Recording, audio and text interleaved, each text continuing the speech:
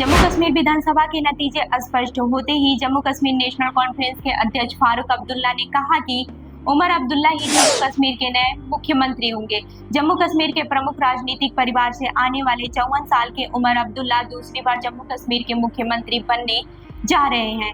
पहली बार भी साल 2009 में मुख्यमंत्री बने थे। जम्मू कश्मीर में 10 साल के अंतराल के बाद चुनाव हुए हैं और इसके विशेष राज्य का दर्जा समाप्त हुए भी 5 साल हो चुके हैं।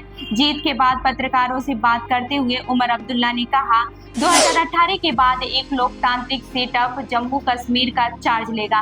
बीजेपी ने कश्मीर की पार्टियों को निशाने पर लिया, खास तौर पर नेशनल कॉन्फ्रेंस को हमें कमजोर करने की कोशिश की गई। हमारे खिलाफ पार्टियों को खड़ा करने का भी प्रयास हुआ, लेकिन इन चुनाव ने उन सब कोशिशों को मिटा दिया है।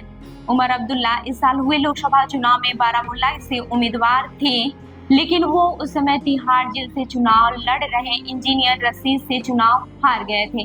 राज्य को संविधान के तहत विशेष राज्य का दर्जा देने वाले अनुच्छेद 370 को भारतीय जनता पार्टी सरकार ने 5 अगस्त 2019 को समाप्त कर दिया था। जम्मू कश्मीर अब पूर्ण राज्य नहीं है, बल्कि केंद्र शासित प्रदेश है और लद्दाख इस क्षेत्र से अलग हो चुका है। जम्मू कश्मीर की सरकार भी अब बहुत हद तक उपराज्यपाल के जरिए केंद्र सरकार के नियंत्रण में होगी और मुख्यमंत्री के रूप में उमर अब्दुल्ला के पास करने के लिए बहुत कुछ नहीं होगा।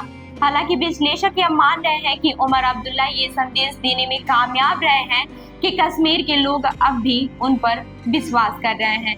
लेकिन इस साल जुलाई तक उमर अब्दुल्ला कह रहे थे कि वह चुनाव नहीं लड़ेंगे, क्योंकि जम्मू कश्मीर अब एक केंद्र शासित प्रदेश है। उन्होंने इंडियन एक्सप्रेस से कहा था, मैं एक पूर्ण राज्य का मुख्यमंत्री रहा हूँ, मैं खुद को ऐसी स्थिति में नहीं देख सकता जहां मुझे उपराज्यपाल से चपरासी चुनने के लिए कहना पड़े या बाहर बैठकर फाइल पर उनके हस्ताक्षर करने का इंतजार करना पड़े।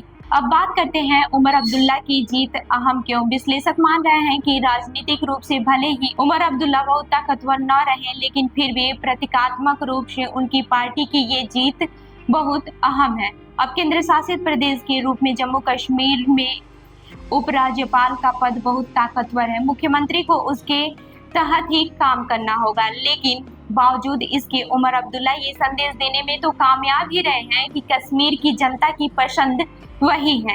शोधकर्ता और लेखक मोहम्मद यूसुफ टिंग कहते हैं, उमर अब्दुल्ला के अपने हाथ में क्या होगा। वो एक क्षेत्रीय नेता है, लेकिन कश्मीर में सरकार दिल्ली से चल रही है। अगर जम्मू कश्मीर में एक मामूली ट्रांसफर भी करना होगा, उमर अब्दुल्ला नहीं कर पाएंगे।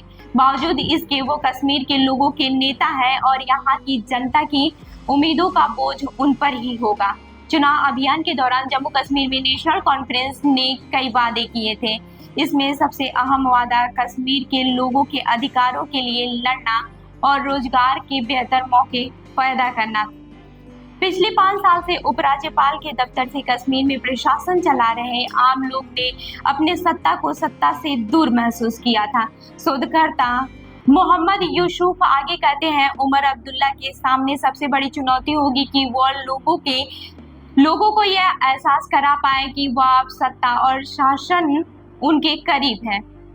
शोधकर्ता यूसुफ आगे कहते हैं, उमर के सामने सबसे बड़ी चुनौती होगी कि वो लोगों को यह एहसास करा पाए कि अब सत्ता और शासन उनके करीब है। नेशनल कॉन्फ्रेंस ने लोगों के अधिकारों की रक्षा करने और कश्मीर को विशेष राज्य का दर्जा दोबारा दिलाने के लिए जद्दोजहद करने का वादा किया है। इन वादों को पूरा करने का बोझ भी उमर अब्दुल्ला के कंधों पर ही होगा। अब आपको बताते हैं कि उमर अब्दुल्ला का सियासी सफर कैसा रहा। उमर अब्दुल्ला का जन्म 10 मार्च 1970 को न्यूयॉर्क के रोचेस्टर में हुआ था। उनके परिवार के पास जम्मू कश्मीर लंबी राजनीतिक विरासत है। उमर के दादा शेख अब्दुल्ला प्रमुख कश्मीरी नेता और राज्य के पहले प्रधानमंत्री थे। उमर अब्दुल्ला ने श्रीनगर के बर्नहाल स्कूल से शुरुआती शिक्षा ली और फिर मुंबई की सिडेनहैम कॉलेज से कॉमर्स में स्नातक की डिग्री हासिल की। परिवार के राजनीतिक इतिहास को देखते हुए राजनीति में उमर का आना स्वाभाविक ही था। उमर अब्दुल्ला ने साल 1998 में श्रीनगर लोकसभा सीट से चुनाव लड़ा और 28 साल की उम्र में संसद पहुंच गए। उमर अब्दुल्ला देश के सबसे युवा सांसदों में से एक थे। वो अटल बिहारी वाजपेयी की सरकार में राज्य मंत्री भी रहे। इसके अगले साल ही वह नेशनल कॉन्फ्रेंस की यूथ विंग के अध्यक्ष बन गए और उन्हें सिर्फ अपनी पार्टी के भीतर ही नहीं बल्कि देश में भी पहचान मिली।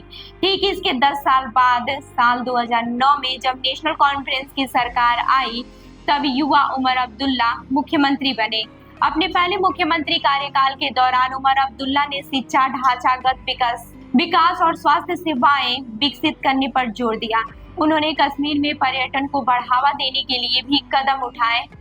तो इस खबर पर क्या है आपका कहना, हमें जरूर बताएं। मैं हूं रूबी और आप देख रहे हैं जनदर्पण न्यूज। धन्यवाद।